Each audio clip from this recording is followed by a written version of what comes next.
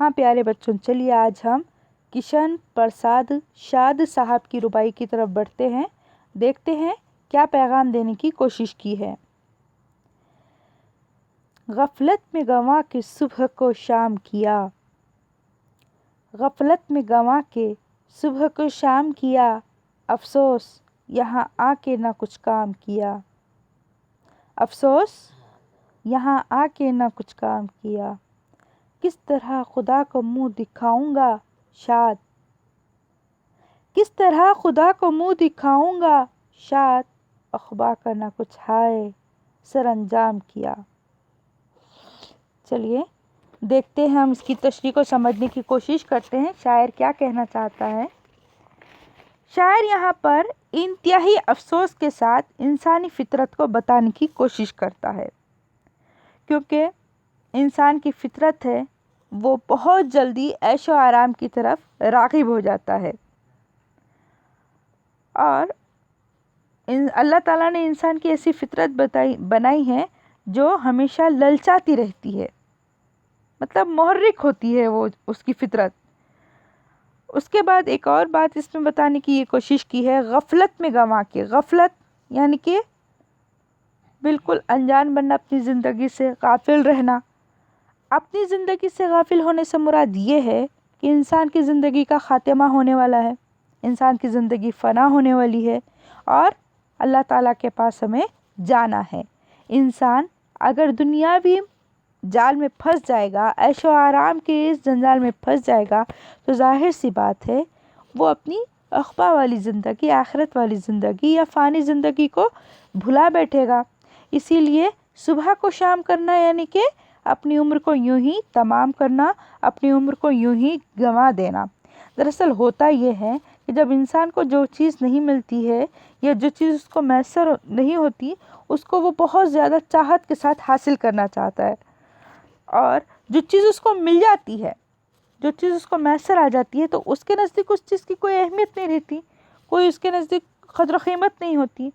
لیکن جب وہ چیز اس سے کھو جاتی ہے تو بہت افسوس کرنے لگتا ہے۔ جیسے میں آپ کو مثال دوں، صحت کو لے لیجئے، صحت انسان کی بہت بڑی نعمت ہے۔ جب انسان کے پاس صحت ہوتی ہے، اچھی صحت جب ہوتی ہے، تو انسان اس کی فکر نہیں کرتا، اپنی صحت کو بچائے رکھنے کی فکر نہیں کرتا، ٹھیک ہے۔ اور جب خدا نہ کرے وہ بیمار ہو جاتا ہے یا اس کی صحت بالکل ہی لاغر ہو جاتی ہے، کمزور ہو جاتی ہے، وہ بہت نحیف سا ہو جاتا ہے، تو افسوس کرنے لگتا ہے۔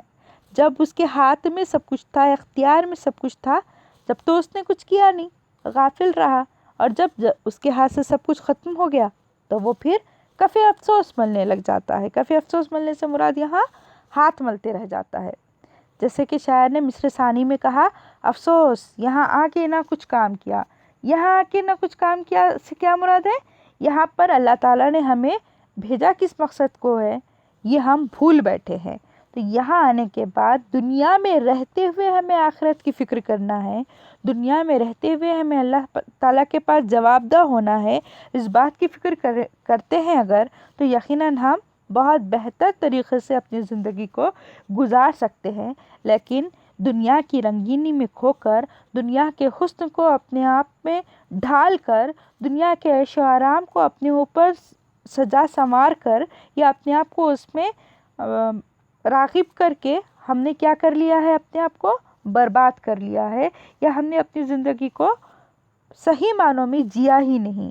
کیونکہ اگر انسان کے اندر اعتدال ہو، اور انسان اگر اعتدال والی زندگی گزارے گا، تو یقیناً وہ کامیاب ہو سکتا ہے۔ آگے شاعر کا کہنا ہے، کس طرح خدا کو منہ دکھاؤں گا شاد، کس طرح خدا کو منہ دکھاؤں گا شاد، عقبہ کا نہ کچھ ہائے سر انجام دیا۔ اب شاعر یہاں پر افسوس کرتے ہوئے کہہ رہا ہے کہ میں نے کیا کیا ہے، یہاں پر زندگی اپنی برباد کر لی ہے۔ میں نے دنیا میں رہ کر دنیاوی محبت کو اپنے دل میں جگہ دے کر اپنی آخرت والی زندگی کو برباد کر لی ہے۔ میں بھول گیا تھا کہ مجھے اس دنیا سے جانا ہے، لیکن اب شاعر کو یاد آ گیا، یقیناً اس کا آخری وقت آ چلا ہے۔ شاعر افسوس کر رہا ہے کہ اب میں اللہ کے حضور جا کر کیا بتاؤں، کیا منہ دکھاؤں۔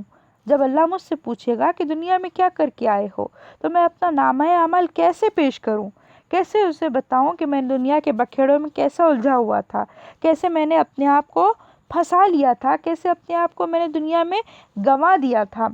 یہاں پر شاعر بہت افسوس کے ساتھ اپنے پریشان زندگی، یعنی کہ جو دنیا کی وجہ سے تھی، اس کو لے کر کے بہت زیادہ پریشان ہے، اور وہ فکر مند ہے کہ اب کیسے میں اپنے آپ کو سنواروں، سجاؤں، اپنے اعمال کو درست کروں، کیونکہ یہ ناممکن ہے۔ اب اللہ کے پاس جانے کے بعد تو ہم اپنے اعمال جو کرے تھے دنیا میں وہی بتائیں گے، مطلب وہی ہمارے پاس رہیں گے، ہم اس کو تو درست نہیں کر سکتے، اپنے اعمال کی درستی پر ہم کچھ بھی نہیں کر سکتے۔ اسی لیے شاعر کا کہنا ہے کہ میں دنیا میں رہ کر دنیا مطلب ایک سگے آوارہ کی طرح رہا۔ سگے آوارہ دنیا کا آوارہ کتا، بس جس کا کوئی ٹھکانہ نہیں ہوتا، جو بالکل ادھر ادھر مارا مارا پھرتا ہے۔ اسی طرح سے انسان بھی اس دنیا میں آ کر اپنی حیثیت، اپنی اوقات کو دنیا کی لالچ میں آ کر بھول جاتا ہے۔ بالکل اسی طرح سے وہ نہ اپنی حیثیت کو سمجھ سکتا ہے، نہ اپنی اوقات کو پہچان سکتا ہے، اور پھر جب اس کے جانے کا وقت آتا ہے تو عقبہ کی آخرت کی فکر اسے ستائی جاتی ہے، کھائی جاتی ہے، لیکن افسوس اس وقت اس کے اختیار میں، اس کے بس میں کچھ نہیں رہتا۔ وہ اس وقت کچھ بھی نہیں کر سکتا سوائے افسوس کرنے کے، یعنی کہ وہ اپنی زندگی کو برباد کر دیتا ہے، اور شرمساری کے سوا، ندامت کے سوا اس کے پاس کوئی حاصل نہیں رہتا۔ بس یہی بات، یہی پیغام کشن صاحب ہم سب کو دینا چاہتے ہیں۔